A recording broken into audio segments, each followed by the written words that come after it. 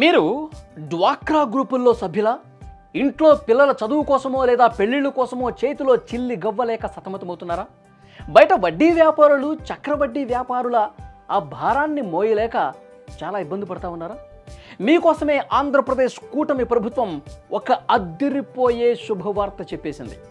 మీరు లోన్ కోసం అప్లై చేసిన కేవలం 48 గంటల్లోనే డబ్బులు గలగలా మీ ఖాతాల్లో పడేలా ఒక భారీ ప్లాన్ సిద్ధం చేసింది. అంతేకాదు, తీసుకున్న అప్పు కట్టలేక రుణగ్రహీత మరణిస్తే ఆ కుటుంబం పైసా కూడా కట్టాల్సిన పని లేకుండా రుణం మొత్తం మాఫీ చేసే ఒక అద్భుతమైనటువంటి అవకాశం కూడా ఇందులో ఉంది.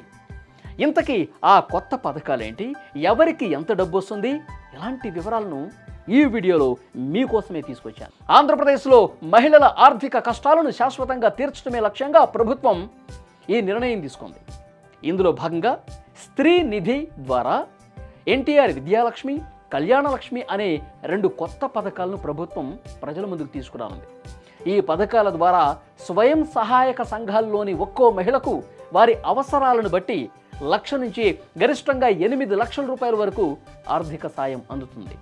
సాధారణ కుటుంబ ఖర్చుల కోసం 1 లక్ష రూపాయలు, ఏదైనా వ్యాపారం చేసుకుని స్వయం ఉపాధి ద్వారా స్థిరపడాలి అనుకునే వాళ్లకు 8 లక్షల వరకు తక్కువ వడ్డీకే రుణాలు ఇస్తున్నారు.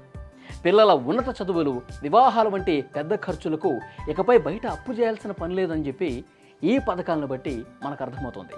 ఈ మొత్తం వ్యవహారంలో అత్యంత కీలకమైన ఊరటనిచ్చే విషయం ఏంటో తెలుసా?